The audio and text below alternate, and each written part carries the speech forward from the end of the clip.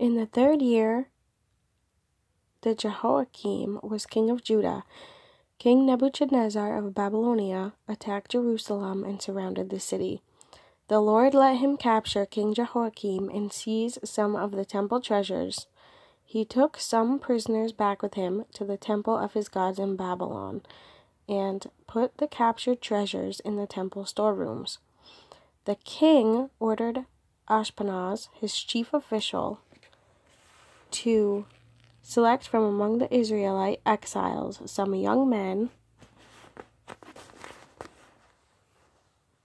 of the royal family and of the noble families. They had to be handsome, intelligent, well-trained, quick to learn, and free from physical defects, so that they would be qualified to serve in the royal court. Ashpenaz was to teach them to read and write the Babylonian language. The king also gave orders that every day they were to be given the same food and wine as the members of the royal court. After 3 years of this training, they were to appear before the king. Among those chosen were Daniel, Hananiah, Mishael, and Azariah, all of whom were from the tribe of Judah. The chief official gave them new names: Belteshazzar, Shadrach, Meshach, and Abednego. Daniel made up his mind not to let himself become ritually unclean by eating the food and drinking the wine of the royal court. So he asked Ashpenaz to help him, and God made Ashpenaz sympathetic to Daniel. Ashpenaz, however, was afraid of the king. So he said to Daniel, "The king has decided what you are to eat and drink, and if you don't look as fit as the other young men, he may kill me." So Daniel went to the guard whom Ashpenaz had placed in charge of him and his 3 friends. "Test us for 10 days," he said. "Give us vegetables to eat and water to drink. Then compare us with the young men who are eating the food of the royal court, and base your decision on how we look." He agreed to let them try it for 10 days. When the time was up, they looked healthier and stronger than all those who had been eating the royal food.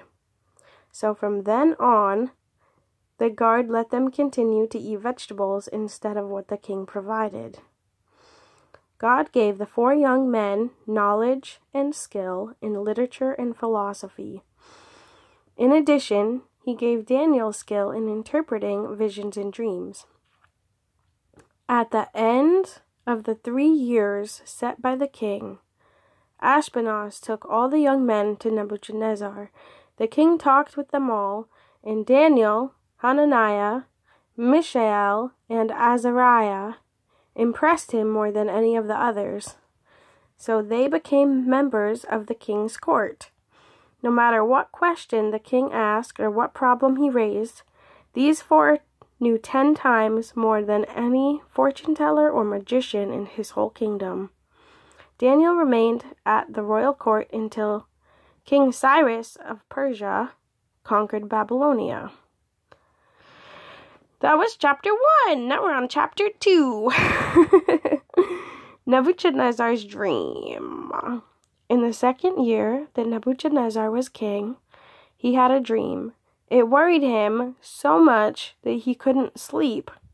So he sent for his fortune tellers, magicians, sorcerers, and wizards to come and explain the dream to him. When they came and stood before the king, he said to them, "I'm worried about a dream I've had. I want to know what it means." They answered the king in Aramaic, "Your Majesty, may your Majesty live forever. Tell us your dream, and we will explain it to you." The king said to them, "I have made up my mind that you must tell me the dream, and then tell me what it means. If you can't, I'll have you torn limb from limb, and make your houses a pile of ruins. But if you can tell me both the dream and its meaning, I will reward you with gifts and great honor. Now then, tell me what the dream was and what it means." They answered the king again, If your majesty will only tell us what the dream was, we will explain it." At that, the king exclaimed, "Just as I thought. You are trying to gain time because you see that I have made up my mind to give all of you the same punishment if you don't tell me the dream.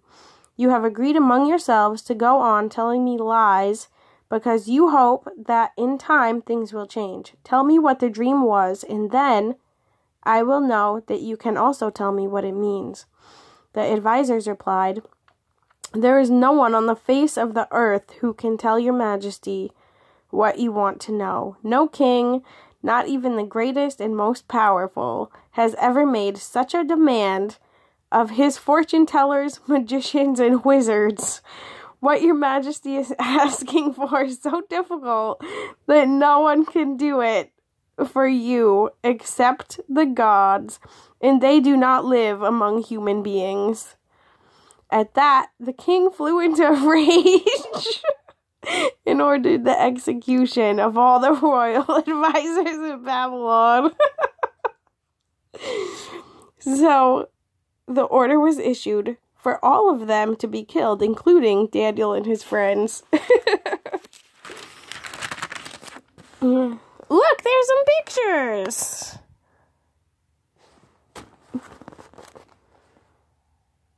Then Daniel went to Arioch, commander of the king's bodyguard, who had been ordered to carry out the execution, choosing his words carefully. Choosing his words carefully, he asked Arioch why the king had issued such a harsh order. So Arioch told Daniel what had happened.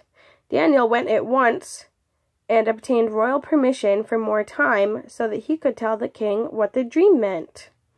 Then Daniel went home and told his friends, Hananiah, Mishael, and Azariah, what had happened. He told them to pray to the God of heaven for mercy and to ask him to explain the mystery to them so that they would not be killed along with the other advisors in Babylon.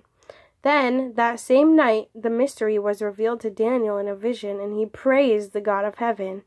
"God is wise and powerful. Praise him forever and ever.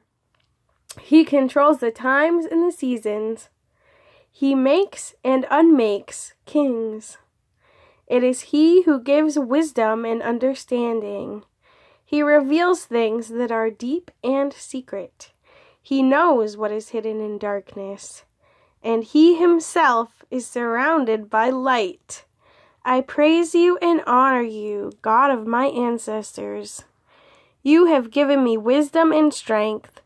You have answered my prayer and shown us what to tell the king." So Daniel went to Arioch, whom the king had commanded to execute the royal advisors.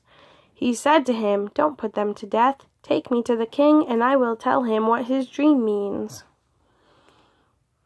At once, Arioch took Daniel into King Nebuchadnezzar's presence and told the king, "I have found one of the Jewish exiles who can tell your majesty the meaning of your dream."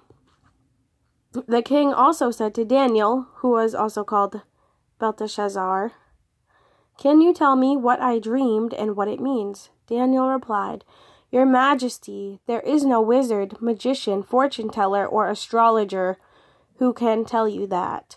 But there is a God in heaven who reveals mysteries. He has informed your majesty what will happen in the future. Now I will tell you the dream, the vision you had while you were asleep. Your majesty, while your majesty was sleeping, you dreamed about the future and God, who reveals mysteries, showed you what is going to happen. Now, this mystery was revealed to me not because I am wiser than anyone else, but so that your majesty may learn the meaning of your dream and understand the thoughts that have come to you. Your majesty, in your vision, you saw standing before a giant statue. Statue? Yes, it does say statue. Your Majesty, in your vision, you saw standing before you a giant statue, bright and shining and terrifying to look at. Its head was made of the finest gold. Its chest and arms were made of silver. Its waist and hips of bronze. Its legs of iron, and its feet partly of iron and partly of clay.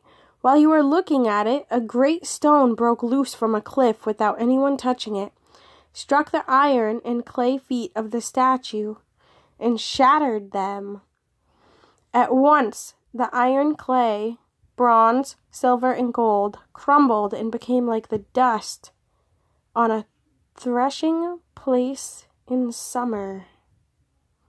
The wind carried it all away, leaving not a trace, but the stone grew to be a mountain that covered the whole earth. This was the dream. Now I will tell your Majesty what it means. Your Majesty, you are the greatest of all kings. The God of heaven has made you emperor and given you power, might, and honor. He has made you ruler of all the inhabited earth and ruler over all the animals and birds. You are the head of gold.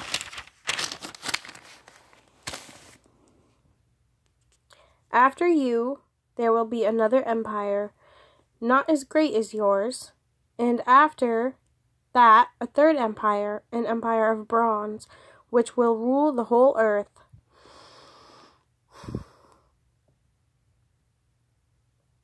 And then there will be a fourth empire, as strong as iron, which shatters and breaks everything.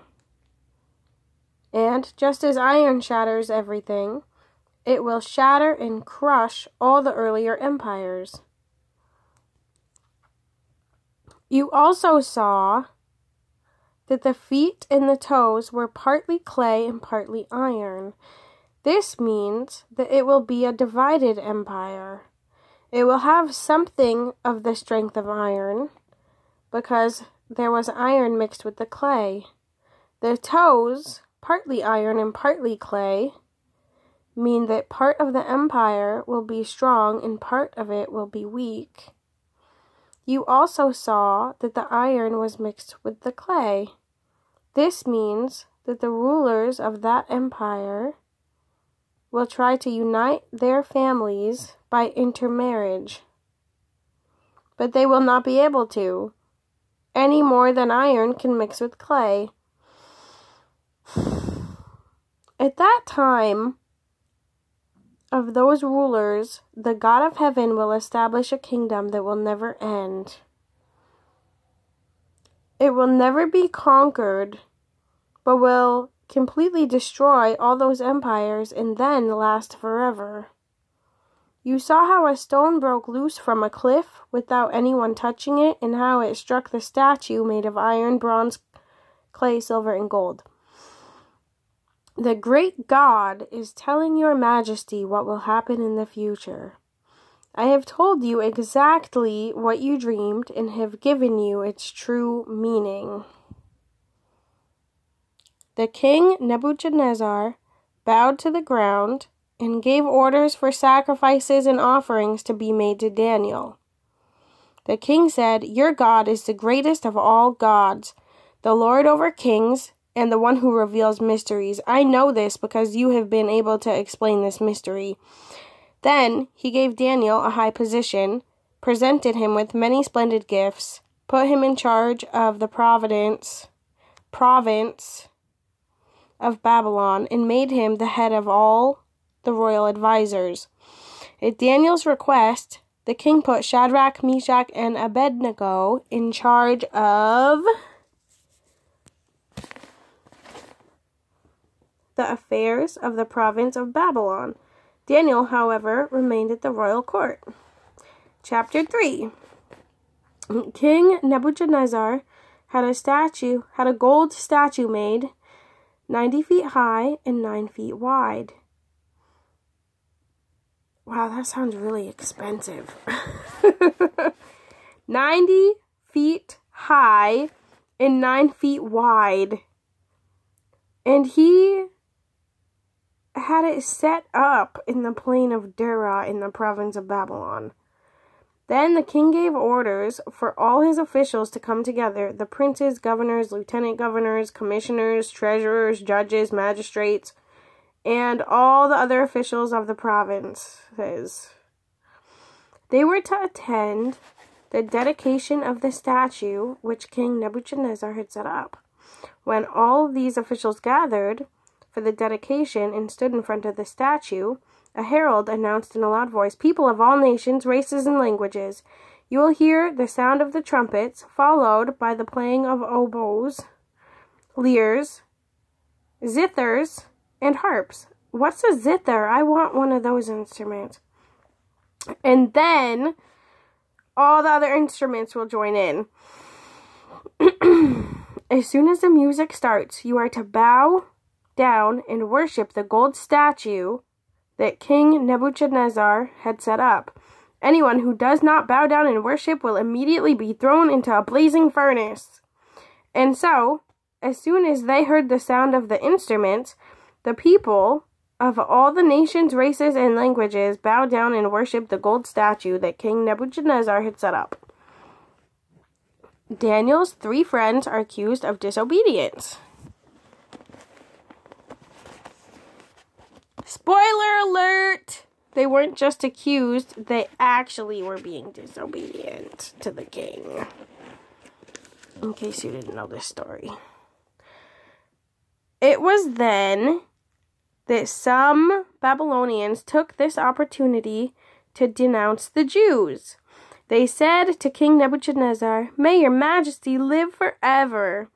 Your majesty has issued an order that as soon as the music starts, everyone is to bow down and worship the gold statue, and that anyone who does not bow down and worship it is to be thrown into a blazing furnace. There are some Jews whom you put in charge of the province of Babylon, Shadrach, Meshach, and Abednego, who are disobeying your majesty's orders. They do not worship your God or bow down to the statue you set up." At that, the king flew into a rage and ordered the 3 men to be brought before him. He said to them, "Shadrach, Meshach, and Abednego, is it true that you refuse to worship my God and to bow down to the gold statue I have set up? Now then, as soon as you hear the sound of the trumpets, oboes, lyres, zithers, harps, and all the other instruments, bow down and worship the statue. If you do not, you will immediately be thrown into a blazing furnace. Do you think there is any God who can save you?" Shadrach, Meshach, and Abednego answered, "Your Majesty, we will not try to defend ourselves. If the God whom we serve is able to save us from the blazing furnace and from your power, then he will. But even if he doesn't, your Majesty may be sure that we will not worship your God, and we will not bow down to the gold statue that you have set up." Daniel's 3 friends are sentenced to death. Where was Daniel when this happened? What was he doing? Maybe he went on a vacation. I don't know. I don't know. Anyway, then Nebuchadnezzar lost his temper, and his face turned red with anger at Shadrach, Meshach, and Abednego. So he ordered his men to heat the furnace 7 times hotter than usual. And he commanded the strongest men in his army to tie the 3 men up and throw them into the blazing furnace. So they tied them up, fully dressed, shirts, robes, caps, and all, and threw them into the blazing furnace. Now, because the king had given... I'm going to be late for picking up Beth, but that's okay. Strict orders for the furnace to be made extremely hot. The flames burned up the guards who took the men to the furnace. Then Shadrach, Meshach, and Abednego, still tied up, fell into the heart of the blazing fire. Suddenly, Nebuchadnezzar leaped to his feet in amazement. He asked his officials, "Didn't we tie up 3 men and throw them into the blazing furnace?" They answered, "Yes, we did, your majesty." "Then why do I see 4 men walking around in the fire?" he asked. "They are not tied up. and they show no sign of being hurt. And the fourth one looks like a god. So Nebuchadnezzar went up to the door of the blazing furnace and called out, Shadrach, Meshach, Abednego, servants of the supreme God, come out! And they came out all at once. All the princes, governors, lieutenant governors, and other officials of the king gathered to look at the three men who had not been harmed by the fire. Their hair was not singed, their clothes were not burned, and there was no smell of smoke on them. The king said, Praise the God of Shadrach, Meshach, and Abednego. He sent his angel and rescued these men who serve and trust him. They disobeyed my orders and risked their lives rather than bow down and worship any god except their own. And now I command that if anyone of any nation, race, or language speaks disrespectfully of the God of Shadrach, Meshach, and Abednego, where was I? Beth just called me, sorry. Where was I? Praise the God of Shadrach, Meshach, and Abednego. He sent his angel and rescued these men who serve and trust him. They disobeyed my orders and risked their lives rather than bow down and worship any god except their own. And now I command that if anyone of any nation, race, or language speaks disrespectfully of the God of Shadrach, Meshach, and Abednego, he is to be torn limb from limb, and his house is to be made a pile of ruins. There is no other God who can rescue like this. And the king promoted Shadrach, Meshach, and Abednego to higher positions in the province of Babylon.